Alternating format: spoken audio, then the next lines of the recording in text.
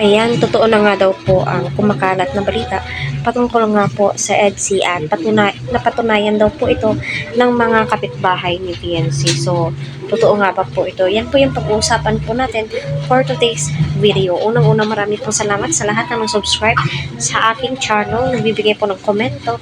Alangan, Team EDSI naman po talaga tayo. Kaya patuloy po nating suportahan si Kalinga Prab Rival at ang buong team. Huwag po natin skip ang kanilang ads.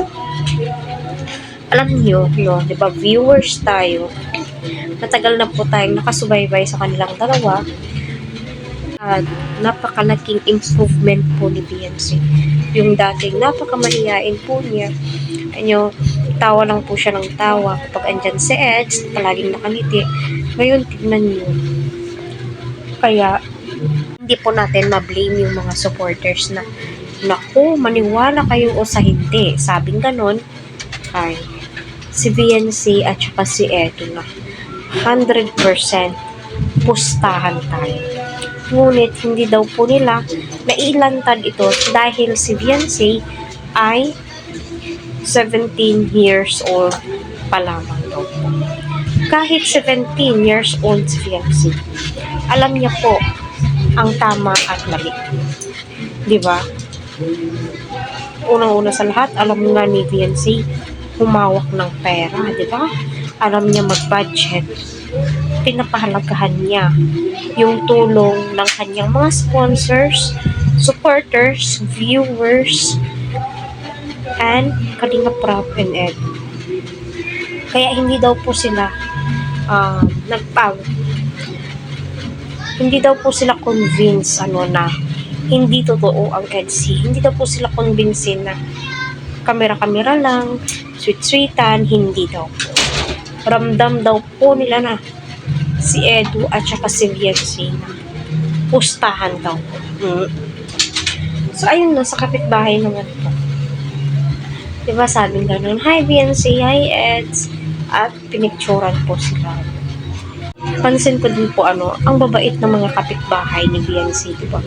Nagpakain po sila sa araw ng birthday ni VNC, kanyang mga sponsors, sila Sir Leo D at ang iba pa. Kaya napakaswerte po ni VNC. Kung sa tingin po natin, sa puso at isip po natin, sila na. Malay nyo, sila na nga, pero nahihiya po silang sabihin. Alam nyo, kung totoo man na sila na, napakaraming supporters siguro ng EDSI ang magsihiyawan, magsitanungan. Siguro, magpapaletsyon ulit yung mga sponsors ni VNC, sasabihin ko sa inyo. Although, madami nagsasabi na, pinagpipilitan nyo si VNC at saka si Edu. May tamang panahon dyan at may tamang oras dyan. Kung sila talaga.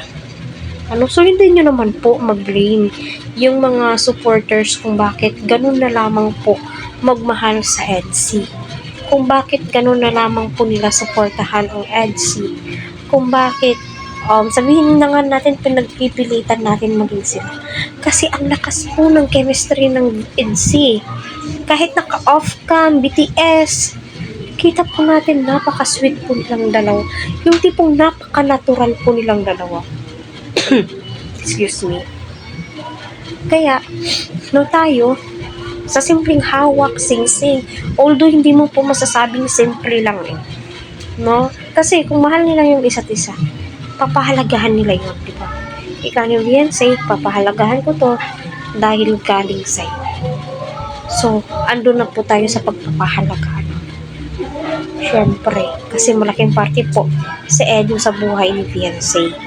Malaki ang naitulong ni Edu kay VNC. Excuse me po, diba? Kung ano man po yung mga natatanggap na blessings ni VNC at saka ni X, deserve po nila yun, diba? Nung birthday ni VNC, tilay birthday na din po ni Kalingap Edo, diba? Kasi yung mga sponsor po nila, intact na intact po yung pera. Kumbaga, equal po yung pagmamahal ng mga sponsor sa kanila. So, sa malamang, kung nagkatuluyan lang sila, ay magkakatuluyan sila. O baka sila na nga. Siguro, laging viral ang EDSI. Although, lagi naman pong viral ang EDSI, Halos nga lahat ng upload, EDSI. Puro EDSI. Kahit ako, puro EDSI ako. Kasi mahal ko sila at parang bumabalik ako sa pagka-teenager ko, pagkadalaga ko. Kapag napapanood ko sila, yung tipo, ganito kami magligawan ng mister ko. Di ba may mga ganun? Yung nakikita natin yung sarili natin kay Edo at kay Viancy.